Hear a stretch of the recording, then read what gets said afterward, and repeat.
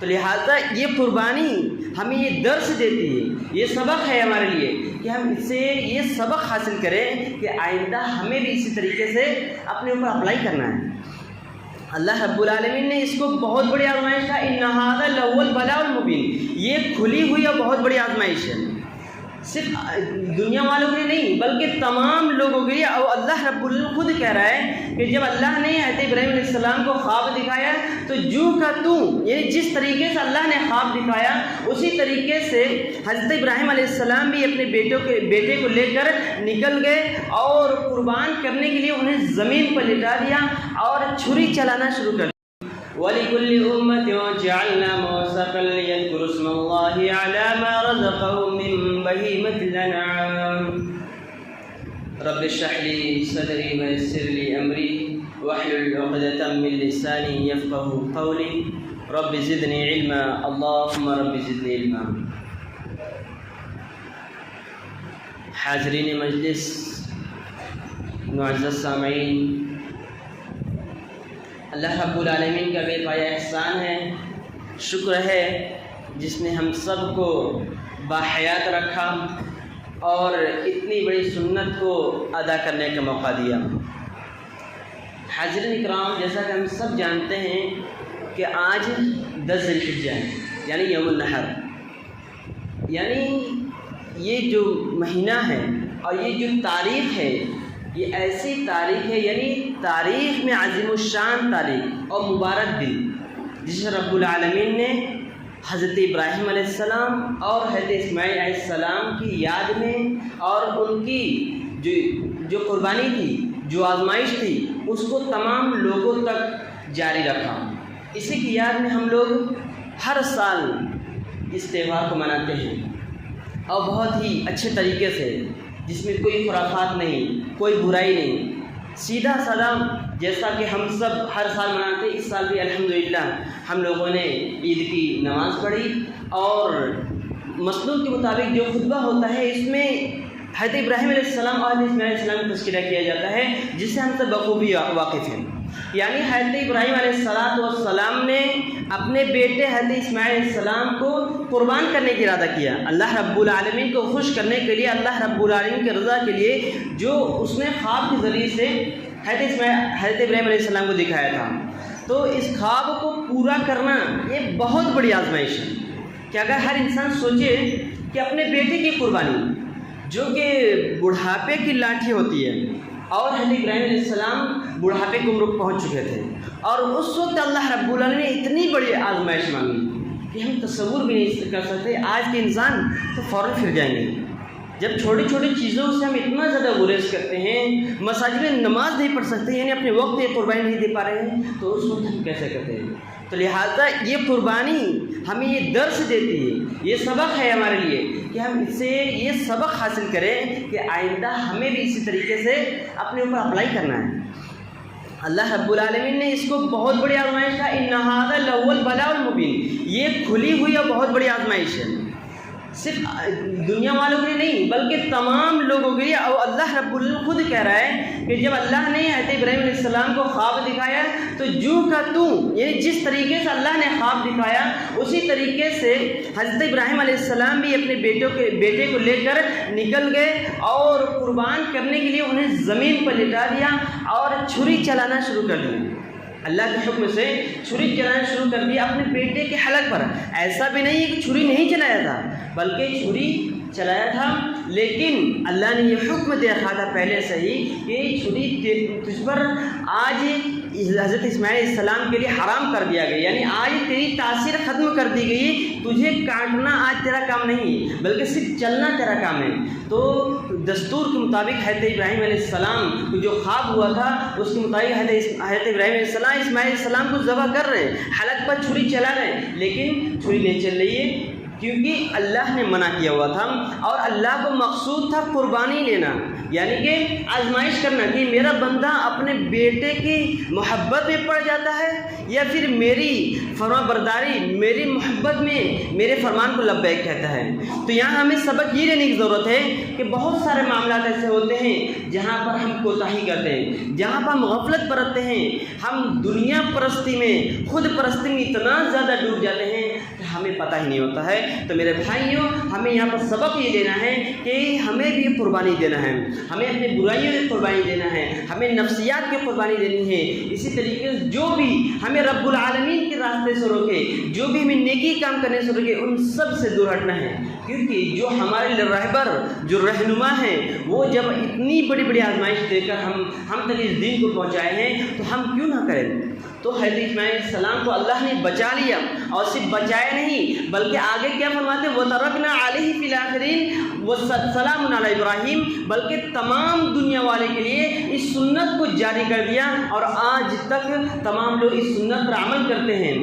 اور آگے کیا فرمایا، ایسے ابراہیم پر سلامتی ہو، ایسے ابراہیم پر سلامتی جس کو اتنی بڑی آزمائش نے ملی اور وہ اس میں کامیاب رہا۔ فَلَمَّا أَسْلَمَا وَتَلَّهُ لِلْجَبِينِ، یعنی دونوں جو بیٹے اور باپ تھے، دونوں اپنی قربانی دینے میں آزمائش میں کامیاب ہوئے۔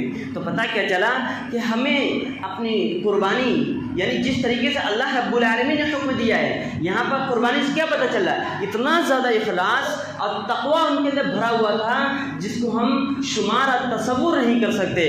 اللہ رب العالمین نے اس بات کو واضح کر دیا ہے، اور یہی حکم ہمیں بھی دیا ہے کہ جب تم قربانی کرو تو اس طریقے سے کرو کہ اس میں اخلاص و للہیت اور تقویٰ پرہیزگاری بھری ہوئی ہونی چاہیے، اس میں کسی قسم کا دکھاوا نہیں ہونا چاہیے، کیونکہ اگر ہماری قربانی میں دکھاوا پایا گیا، ریاکاری پائی گئی، کسی بھی قسم کا دکھاوا پایا گیا تو قربانی قبول نہیں، کیونکہ اللہ خود فرماتا ہے، کس سورہ میں، سورہ حج کے اندر فرماتا ہے، لَن يَنَالَ اللَّهَ لُحُومُهَا وَلَا دِمَاؤُهَا وَلَٰكِن يَنَالُهُ التَّقْوَىٰ مِنكُمْ۔ اللہ کہتا ہے کہ ہرگز اللہ رب العالمین تمہارے جانور جو تمہاری قربانی ہے اس کے گوشت کو اور اس کے خون کو پسند نہیں کرتا، یعنی اس کے پاس جو ہے نہیں تمہارا گوشت پہنچتا ہے، نہیں تمہارا خون پہنچتا ہے، وَلَٰكِن يَنَالُهُ التَّقْوَىٰ مِنكُمْ، پہنچتا ہے تو کیسے پہنچتا ہے، تمہارے دلوں کا جذبہ، تمہارے دلوں کا تقویٰ، پرہیزگاری، اور جو ہم اللہ کو خوش کرنے کا، اس کی قربت کا ارادہ رکھتے ہیں، وہی ساری چیزیں اللہ کو پہنچتی ہے،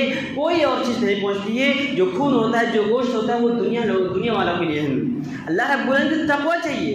اللہ تو اپنے بندے کو آزماتا ہے کہ میرا بندہ جس کو میں نے دنیا میں بھیجا ہے اپنی عبادت کے لیے، کیا واقعی مجھے خوش کرنا چاہتا ہے، یا صرف ریتی رواج کی طرح، رسم و رواج کی طرح صرف حلال کر دیتا ہے، جانور کو کاٹ دیتا ہے۔ نہیں، اللہ کو یہ مقصود نہیں ہے۔ اللہ تو یہ چاہتا ہے کہ میرا بندہ شکر گزار بن جائے، میرا بندہ فرما بردار بن جائے، اور اگر ہمارے اندر فرما برداری اور اللہ کی ناشکری سے پرہیز یہ ساری چیزیں نہ آئے تو ہماری قربانی کسی کام کی نہیں۔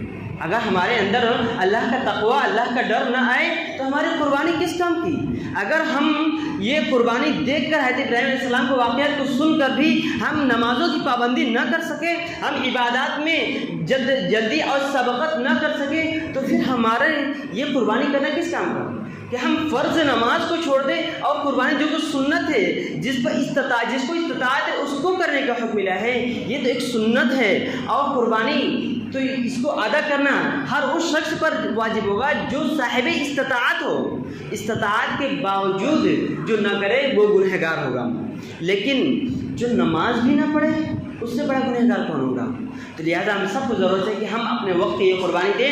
اللہ کو رضامند کرنا چاہتے ہیں تو ہم اپنے وقت کی قربانی دے کر اللہ کی نمازوں کے لیے حاضری دیں، ورنہ ہمارا یہ قربانی کرنا 50,000 60,000 20,000 10,000 کا قربانی کرنا کسی کام کے نہیں۔ اللہ کو کیونکہ خون بہانا مقصود نہیں ہے، اللہ کو تقویٰ چاہیے، اللہ کے قرآن کی فرمان برداری چاہیے، جو کہ حضرت ابراہیم علیہ السلام نے دیا تھا، اور اس کے بعد اللہ کے نبی صلی اللہ علیہ وسلم سے یہ سنت ہم تک پہنچی ہے جس کو ہم لوگ ادا کرتے ہیں۔ تو اس لیے ہم سب کو چاہیے ان سنتوں پر عمل کریں جس کو اللہ رب العالمین صلی اللہ علیہ وسلم، اللہ کے نبی صلی اللہ علیہ وسلم نے حجۃ الوداع کے موقع پر جو خطبہ دیا تھا، حجۃ الوداع جو حج کا آخری حج اللہ کے نبی نے کیا تھا، اس میں جو خطبہ دیا تھا بطور خاص نصیحت کی تھی، اتقوا اللہ ربکم، اتقوا اللہ ربکم وصلوا خمسکم وصیام شہرکم، یعنی تم لوگ اللہ کا تقوی اختیار کرو، اپنے اندر اللہ رب العالمین کا ڈر پیدا کرو، اور اسی طریقے سے 5 وقت کی نماز ادا کیا کرو۔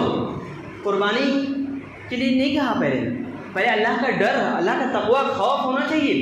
پھر دوسرے نمبر پہ کس چیز کو کہا ہے؟ دوسرے نمبر پر نماز، کیونکہ جب اللہ کا تقوی آئے گا، اللہ کے کا ڈر ہوگا، تبھی ہم نماز پڑھیں گے، تبھی ہم نماز کے قریب آئیں گے۔ اور اس کے بعد رمضان کے روزے رکھنا ہے، زکات ادا کرنا ہے. پھر اللہ کے نبی کیا کہہ رہے ہیں؟ تم لوگ میری اطاعت کرو, میری فرما برداری کرو. تو اگر تم ان ساری چیزوں کو کرتے ہو تو کیا ہوگا؟ تدخلوا جنت ربکم, تم لوگ اپنے رب کی جنتوں میں داخل ہو جاؤ گے. تو میرے بھائیوں, ہم سب کا مقصد یہی ہے کہ ہم سب جنت میں داخل ہو جائیں. لہذا ہم سب کی ضرورت ہے اس حدیث پر عمل کریں. اس کو علامہ البانی رحمہ اللہ نے السلسلۃ الصحیحہ میں روایت کیا اور ترمذی شریف میں بھی یہ روایت موجود ہے. لہذا ہم سب کو ضرورت ہے ان سنتوں پر عمل کرنے کی کوشش کریں, کیونکہ اس کی بہت زیادہ فضیلت آئی ہے. اللہ رب العالمین نے فرض نمازوں کے ساتھ اس کو ذکر کیا ہے. سورہ کوثر میں اللہ فرماتا ہے فصل لربک وانحر. اللہ کے نبی کو حکم دیا جا رہا ہے آپ نماز پڑھیے.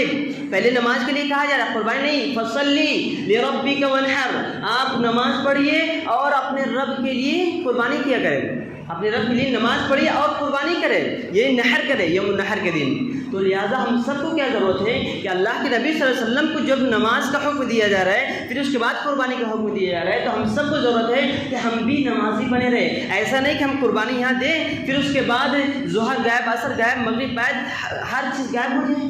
ایسا نہیں ہونا چاہیے. اللہ رب العالمین ہمارے اندر فرما برداری دیکھنا چاہتا ہے. اللہ رب العالمین نے اتنی بڑی آزمائش جو لی حضرت ابراہیم علیہ السلام سے, یہاں فرما برداری دیکھنا اللہ تعالیٰ کہ نماز پڑھ رہا ہے کہ نہیں, قربانی دے رہا ہے کہ نہیں. اگر ہم نے اتنی بڑی آزمائش مانگ لی کہ تمہیں اپنے اولاد کی محبت محبوب ہے یا پھر اللہ رب العالمین کی محبت, تو ان دونوں میں چننا تھا. ایک بہت بڑی آزمائش تھی جس کو اللہ رب العالمین نے حضرت ابراہیم علیہ السلام سے لی, اور حضرت ابراہیم علیہ السلام اس میں کامیابی ہوئے. لہٰذا ہم سب کو ضرورت ہے کہ ہمارا مرکز اور محور اللہ رب العالمین کی اطاعت اور فرمانبرداری ہونی چاہیے, اور ہر چیز میں اخلاص ہونا چاہیے. اللہ کہتا ہے قل ان صلاتی ونسکی ومحیای ومماتی للہ رب العالمین. اے نبی کہہ دیجیے میری نماز, میری قربانی, میرا جینا, میرا مرنا, ہر چیز اللہ رب العالمین کے لیے. لہٰذا ہم سب کی بھی ہر چیز اللہ ہی کے لیے ہونی چاہیے. لہٰذا ہم سب کو ضرورت ہے ان ساری چیزوں پر اللہ رب العالمین نے جتنی بھی چیزیں بتلائی ہے ان سب پر عمل کرے. اور آخری آیت وَلِكُلِّ أُمَّةٍ جَعَلْنَا مَنسَكًا لِيَذْكُرُوا اسْمَ اللَّهِ عَلَىٰ مَا رَزَقَهُم مِّن بَهِيمَةِ الْأَنْعَامِ. اللہ کہتا ہے ہم نے ہر امت کے لیے اس قربانی کو جائز قرار دیا اور ہر امت میں اس قربانی کو رکھا ہے. لہٰذا ہم بھی قربانی ادا کرتے ہیں تو اللہ کہتا ہے جب تم قربانی کرو تو اللہ کا نام لے لیا کرو. جب قربانی کرو تو اللہ کا نام لو. یعنی ہمیں قربانی کس طریقے سے کرنا ہے؟ قربانی کرنا ہے تو اس میں اللہ رب العالمین کا نام لینا واجب اور ضروری ہے. بغیر قربانی میں اللہ کا نام لیے وہ جائز نہیں ہو سکتا. اللہ کہتا ہے کہ جب بھی ہم, اللہ کے نبی کی حدیث ہے, تم قربانی کرو تو بسم اللہ اللہ اکبر, جو سب سے چھوٹی دعا ہے بسم اللہ اللہ اکبر کہنا ہے. ورنہ اس کے علاوہ جو بڑی دعائیں بتائی جاتی ہیں اس میں دوسرے نمبر پہ یہ کہہ سکتے ہیں کہ اللہم تقبل منی و اہل بیتی یا ومن اہل بیتی, یعنی اے اللہ تو اس قربانی کو قبول کر میری طرف سے اور میرے پورے گھر والوں کی طرف سے. تو لہٰذا ہم سب کو چاہیے جو اللہ کے نبی صلی اللہ علیہ وسلم طریقہ نے بتایا ہے اسی طرز پر ہم کریں. تو ہمیں اب قربانی کرنا ہوگا تو سب سے پہلے اس دعا کو پڑھیں گے, اللہم تقبل منی ومن اہل بیتی.